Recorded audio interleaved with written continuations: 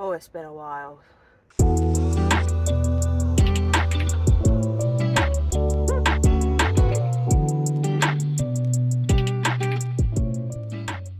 As much as it feels weird, it feels so amazing. I can't believe how long I was gone.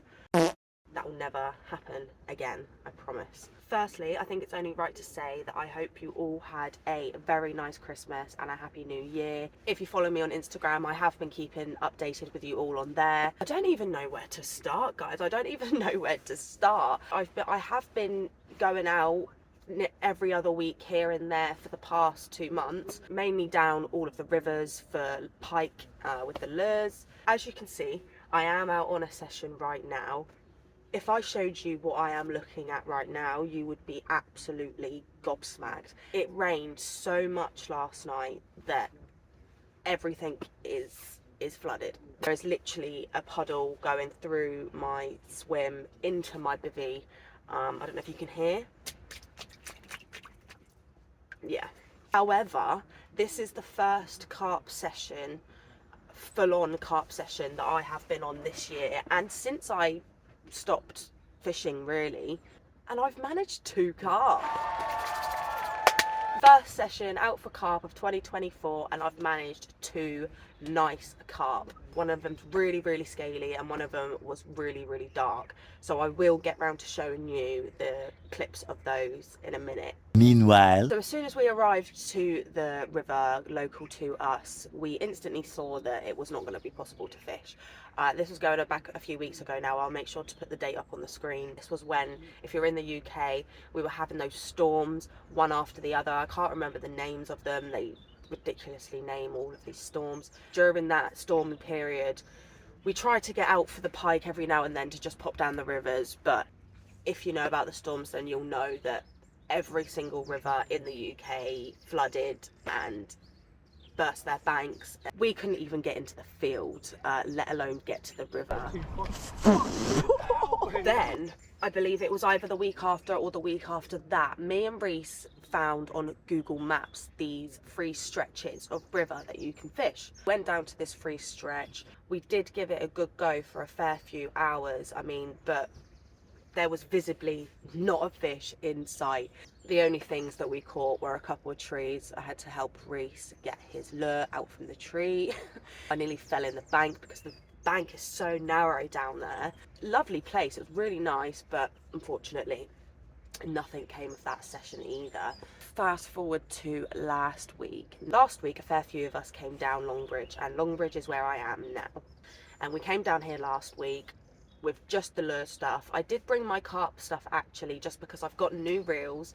Oh guys, so much has changed since I've last seen you. I've got new reels. During that session, I did have my carp rods out. I had them over to the pads, the trusty pad spot in the corner of Longbridge. If you know, you know. Nothing came of that, not even a sniff. On top of that, I was lure chucking all day. Again, nothing came of that. I was using these really nice big paddle tail lures. I think I got some footage of them on my GoPro. That's another new thing. Yeah, nothing came of that session. Reese did in fact have 3 pike that session, so it was successful for one of us. Reese had 3 pike, one of them being a slightly bit bigger than the other 2, but they were all quite nice pike.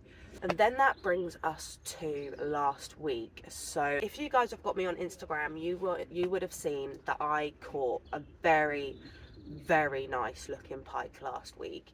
That was down Longbridge again. I've spent a lot of time down Longbridge recently. I feel like I've kind of abandoned the lake. I made a whole video saying I was starting a Longbridge campaign and then just kind of stopped. There is reasons for that, but we're back. But that pike last week was absolutely stunning. Now, I'm so happy I actually got the footage on my GoPro of me hooking it and landing it. Watch this.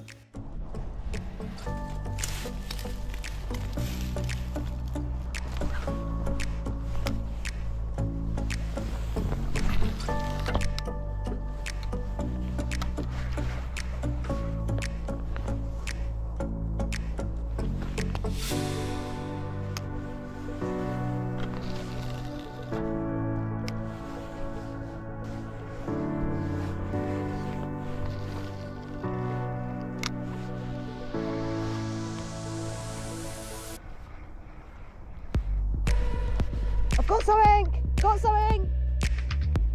Yeah, keep...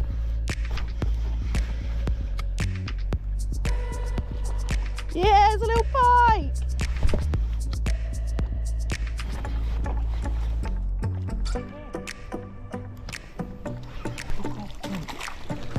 Yes! Oh my god, I got it on the camera as well! That's not a bad one. It's really not a bad one. Yes! Say I was happy is an absolute understatement. I love pike, I love predator fishing as much as I do love carping. I love my cats, I love my pike. You guys all know. All of the pinkness on that pike and the tiger stripes, oh my goodness, absolutely stunning. That was caught on a paddle tail lure. I think it was a little roach imitation. I don't know what it was actually. I'm just going to stop talking before I embarrass myself, but it was a paddle tail lure and I'll put it on screen.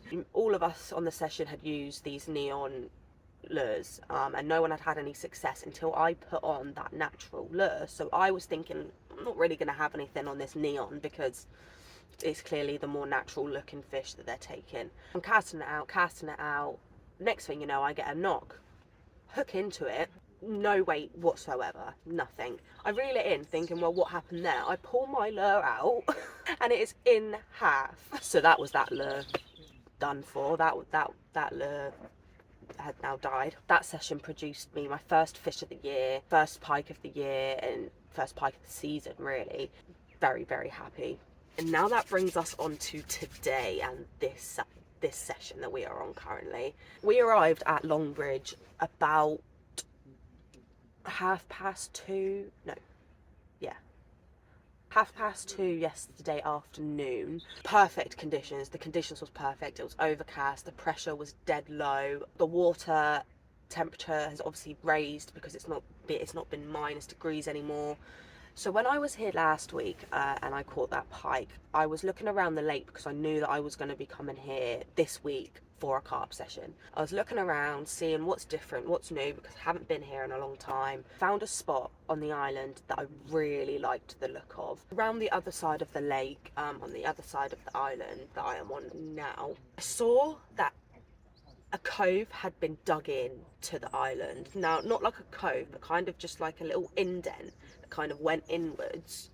That's never been there before. I've come to this lake for like nearly 3 years in a row now, and that's never been there, no matter how much the lake gets cut back or whatever.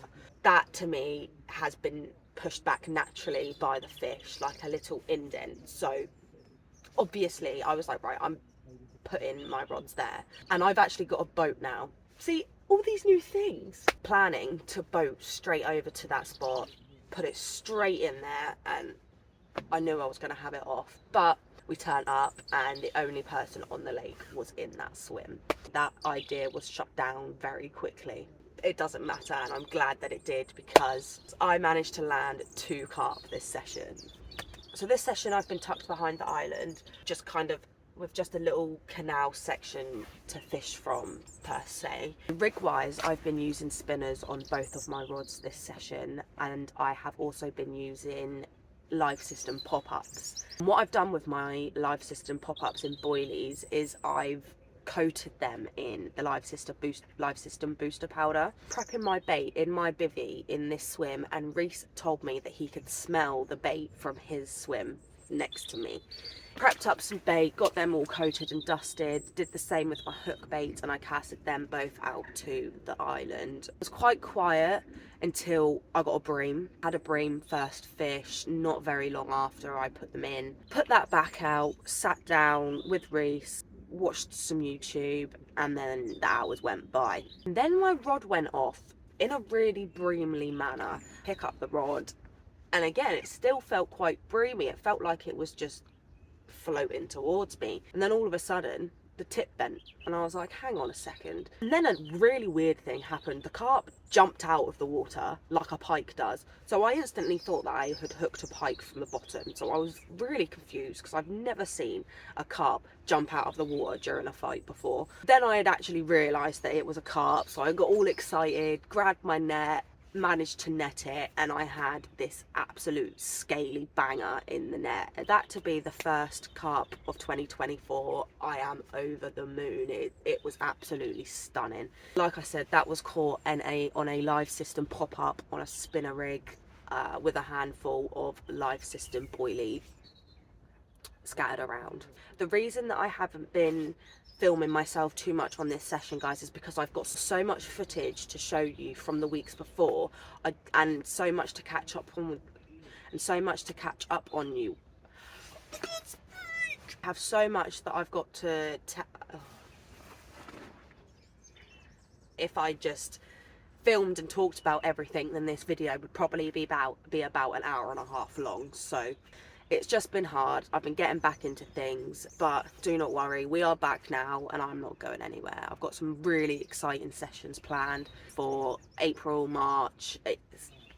Trust me. Anyway, back to this session. Right, caught that carp. I was over the moon. It continued to rain all through the night. I mean, it was really, really bad. I mean, as you can tell from the clips I've shown you of what I'm actually sitting in right now, the weather has been atrocious. I get woken up at about 2:30 in the morning by my alarm going off, and we've all been there. It's absolutely pissing it down, and you're led there thinking, please just stop. Please just stop. But you're just hoping that it's a line bite or anything. In this case, it wasn't, and I can't complain because that's what I'm here for. Jump out of the bivvy, pick the rod up. It's tangled in the lilies to the right of me. I managed to ping it out of those, and the fish is all the way over there. So that was just a chaos in itself. I'm standing there in my snuddy, getting soaking wet, but I managed to land this carp, and this carp was fairly smaller compared to the one that I had yesterday. However, colours on this fish were stunning. You can tell that it's an old fish. It's a dark warrior. It was really angry. I waited till light to get a good look at this one, and yeah, it was worth it. The colours on that were absolutely amazing. Like I said, nothing of massive size, but two very, very nice carp to kick off 2024 with. I couldn't be happier, to be honest. Wow. I feel like that's everything to catch up with you guys on. And I'm sorry, you guys might find this video a little bit boring, where I'm just sat here talking to you. However, I do have all the clips to add in. I just want to apologise again for being gone for so long, and I will just want to assure you guys it will never happen again. I've got some really, really exciting sessions planned. We're heading back to Stanley Villa Farm up in Blackpool. We're going there in April. I've got a session at Berners Hall booked in. Make sure you're subscribed. Make sure you've got your notification bell turned on. Make sure you're following me on Instagram. I'm going to stop rambling now, but guys, I am back. I'll see you next time.